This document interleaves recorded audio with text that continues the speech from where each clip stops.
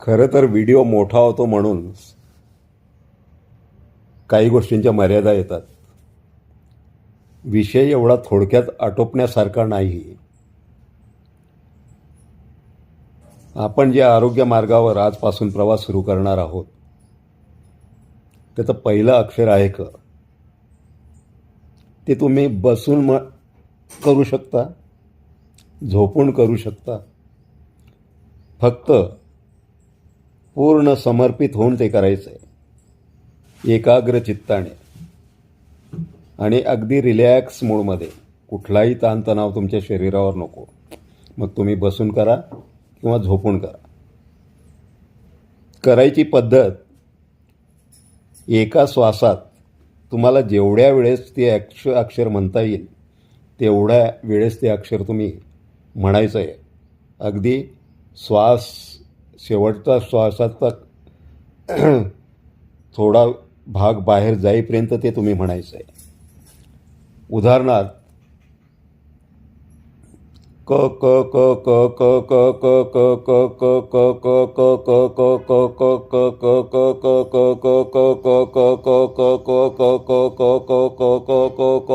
क क क क हे मी एका श्वासात म्हटलेलं आहे. म्हणून झाल्यानंतर तुम्ही श्वसनासाठी थोडा वेळ द्यायचा आहे. एक काही सेकंद थांबायचं, श्वास पूर्ववत होऊ द्यायचा आणि पुन्हा दुसरं आवर्तनाला सुरुवात करायची. दुसरं आवर्तनही त्याच पद्धतीने क क क क क क क क क क क क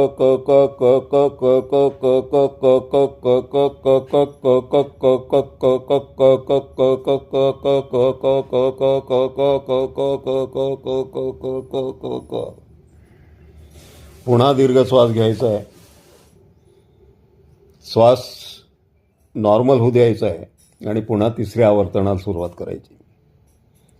हे करणं म्हणजे एवढंच नाही. हे करत असताना तुम्हाला अंतर्मुख होऊन हे देखील पाहायचं आहे की त्या अक्षराचा प्रभाव, त्या ध्वनीचा प्रभाव आपल्या शरीराच्या कोणकोणत्या भागावर होत आहे.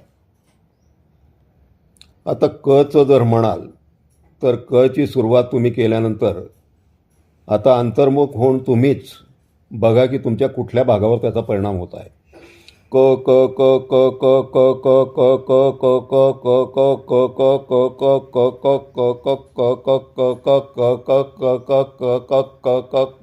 क क क क. ज्यावेळेस तुम्ही श्वास घेता त्यावेळेस जेवढ्या भागामध्ये तुमचा श्वास संपूर्ण भरला जात आहे त्या त्या भागावर त्याचा परिणाम झालेला आहे.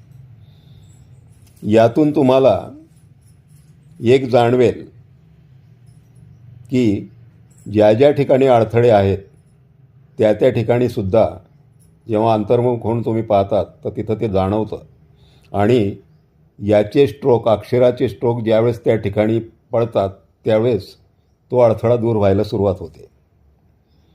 याच पद्धतीने आपण प्रत्येक अक्षर पाहणार आहोत. आता क मध्ये फक्त कच नाही आहे. क का की की कू कू के के कै कम कहा. तर एवढे संपूर्ण ओळ आपल्याला थांबून थांबून म्हणायची आहे. क म्हणून झाला की का, का म्हणून झाला की की, की म्हणून झाली की दुसरी की, पहिला उकार कू, दुसरा उकार कू. या पद्धतीने ते आपल्याला प्रत्येक अक्षर हे 10-10 श्वासापर्यंत रिपीट करायचं आहे. म्हणजे जसं आपण आत्ता पाहिलं ते एका एका श्वासामध्ये आपण कमीत कमी 20 ते 25 वेळा ते अक्षर म्हणू शकतो. त्याच पद्धतीने ते म्हणत जायचं, अंतर्मुख होऊन पाहायचं आणि त्या अक्षराचा परिणाम आपल्या शरीरावर कोणत्या कोणत्या भागावर झालेला आहे ते तुम्हीच स्वतः अभ्यासून पाहायचं आहे. शेवटी मी सांगणारच आहे की कोणत्या अक्षराचा कोणत्या भागावर काय परिणाम झाला आणि त्यासाठी काय करायला पाहिजे. यात ते अक्षर म्हणून झाल्यानंतर सर्वात शेवटी ज्यावेळेस सर्व आवर्तनं तुमची पूर्ण झाली त्यावेळेस एक मात्र लक्षात ठेवायचं आहे की डोळे मिटून श्वासाकडे लक्ष द्यायचं आहे. श्वास आपोआप दीर्घ होतो आणि दीर्घ सोडला जातो. तुम्ही फक्त लक्ष द्यायचं आहे आणि ते पाहायचं आहे.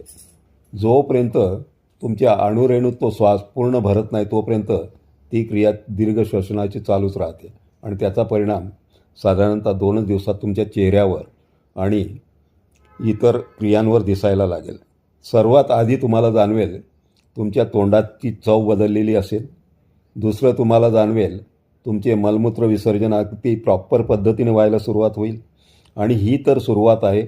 अनेक क्रिया शरीरात यातून घडतील ज्या तुम्हाला अंतर्बाह्य अगदी स्वस्थ आणि ऊर्जापूर्ण करून सोडतील. स्वस्थ राहा, मस्त राहा.